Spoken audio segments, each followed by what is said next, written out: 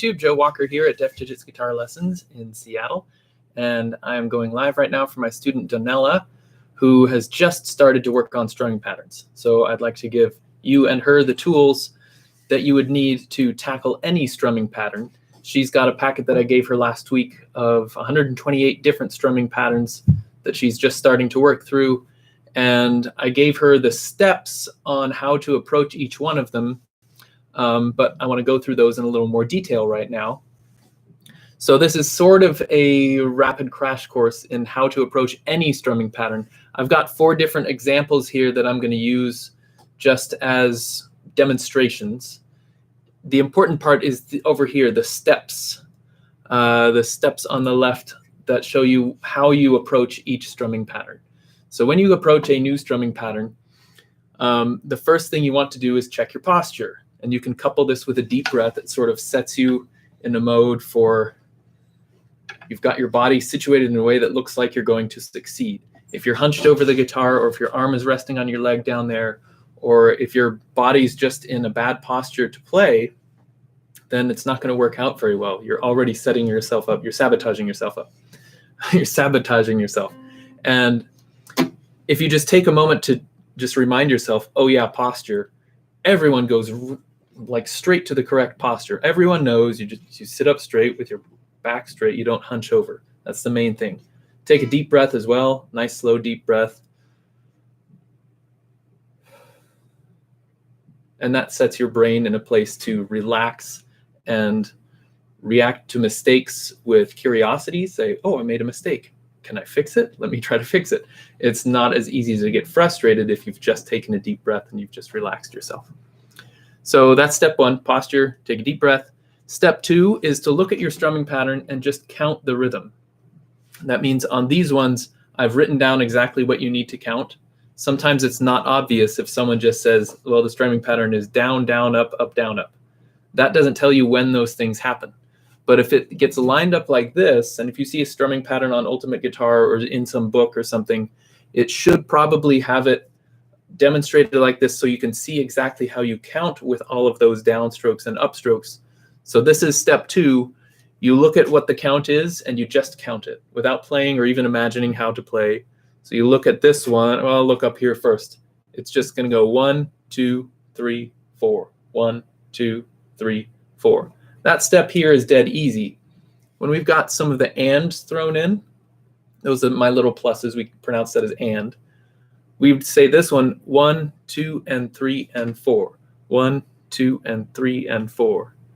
This one would go 1, 2, and 3, and 4, and 1, 2, and 3, and 4. And I'm going to save all these demonstrations for, I'll demonstrate all of those steps on each one of these. Third step is to imagine yourself playing it while you're counting out loud. Fourth step is to actually play it while you're counting out loud still, and try to play it just as you imagined it. So that might have you slow down a little bit once the strumming is happening in real life, and that's good if it slows you down. Step 5 is to stop counting. Stop counting out loud. So everything before that, from step 2 to step 5, you were counting out loud. Not just in your head, but out loud is important. Step 6 is to look away from the page, so to stop reading the pattern. Step 7 is finally to go faster. Avoid the temptation to go faster before you get to that step, because you'll sabotage the other steps if you're going too fast. Step 8 is to throw in other chords. So in the beginning, when we start actually playing, the step 4 over there, we want 2 chords going back and forth that are easy to play, easy for you to play. So if G and C you can play easily without looking at your left hand, then you can use those. Those are very common, but not very easy for a day 1 beginner. If it's D and A7, that might be physically easier, or maybe E and A, 2 chords that are easy for you to play. That's all it takes. So I'm going to demonstrate these. Number 1, step 1, posture, deep breath. Step 2, 1, 2, 3, 4. 1, 2, 3, 4. Step 3, I'm going to imagine myself playing it. 1, 2, 3, 4. 1, 2, 3, 4. Step 4, I'm going to actually play. 1, 2, 3, 4.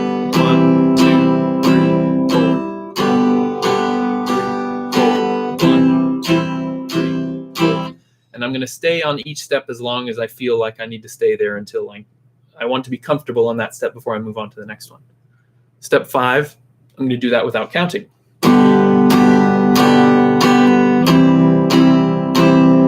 Step 6, look away from the page. Step 7, gradually go faster.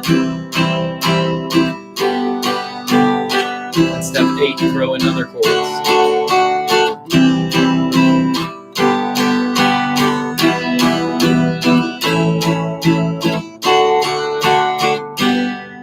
So you can do all of those steps straight from one to the next. You don't have to spend very long on any of them if you feel like you're ready to move on already, but make sure that they go in that order. I'll do it again on number 2. Step 1, posture, deep breath. Counting number 2, 1, 2, and 3, and 4. 1, 2, and 3, and 4. And I'm going to imagine myself playing it now. 1, 2, and 3, and 4. 1, 2, and 3, and 4. And then play for real. 1, 2, and 3, and 4. 1, 2, and 3, and 4. 1, 2, and 3, and 4. 1, 2, and 3, and 4. Stop counting. Look away from the page. Go faster. And other chords. Number 3. There's nothing happening on beat 3 in this one. And we still need to count it because the beat is still there. The beats are always there. And even the subdivisions, the ands are always there. But we're not going to say and unless we're doing something on it. We are always going to say the beats, no matter whether we're doing something on them or not. So this one, when we count it, it's still going to go exactly as it's written here. 1, 2, and 3, and 4, and 1, 2, and 3, and 4, and 1. When we have that up strum on the last and, to start with, to approach this, we should start by ignoring it. When you have that last up strum on the very last and before switching chords, approach this. This video is titled How to Tackle Any Strumming Pattern. Start by ignoring that last up strum and get it going without that there. So if we're going to ignore that, then I'm going to count 1, 2, and 3, and 4. 1, 2, and 3, and 4. And imagine 1, 2, and 3, and 4. 1, 2, and 3, and 4. And play.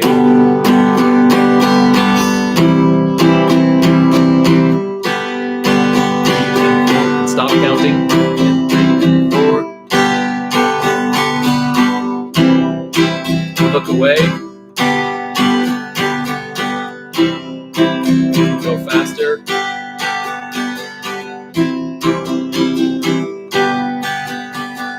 I wasn't even looking at the strumming pattern correctly. I ended up doing that one.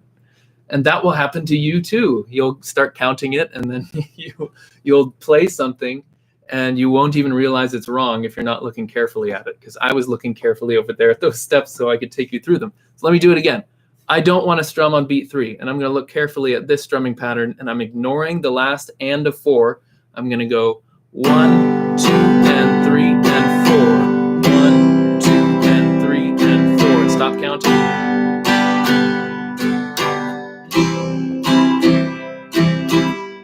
Look away. And faster.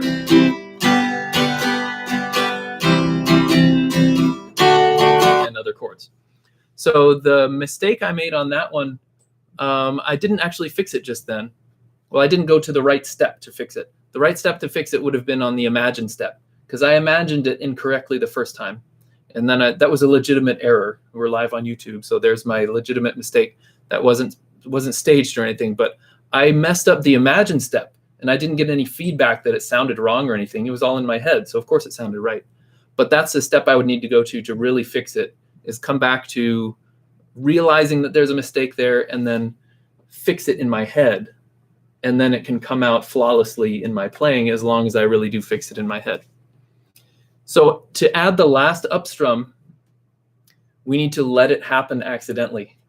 And that's pretty tricky to do, but your left hand should be moving off of one chord as soon as you hit that last downstroke. and that's what you're already doing if you're not doing that last up strum. That last up strum should happen in between chords. So if we're playing this like this without the last up strum, and then I hit it accidentally, that's what it should sound like.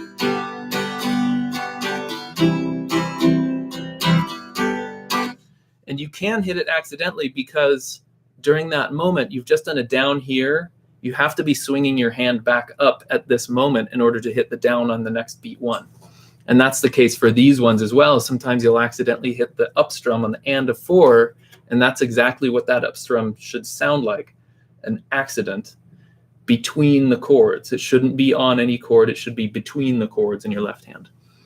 So that's how you should always try to approach the last up strum. Save it for the last thing you add, ignore it at first, and then allow it to come in as an accident.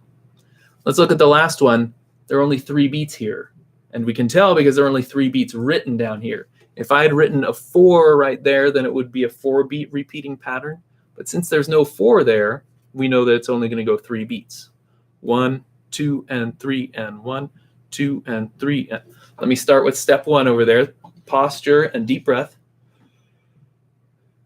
Then count 1, 2, and 3, and 1, 2, and 3, and imagine 1, 2, and 3, and 1, 2, and 3, and 1, 2, and 3, and play 1, 2, and 3, and 1, 2, and 3. Oh, here I should be ignoring that last up strum, right?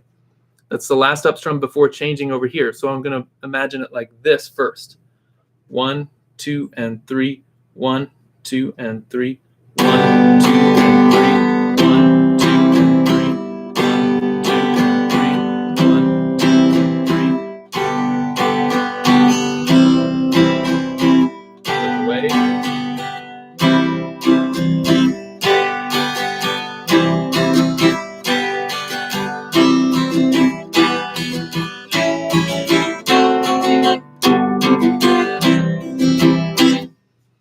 Then, if I want to let that up strum back in, I have to allow it to happen as an accident.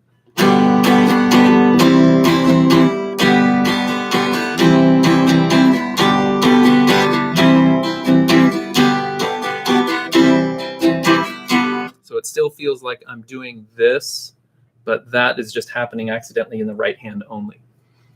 So that is your approach that you should use to tackle any strumming pattern.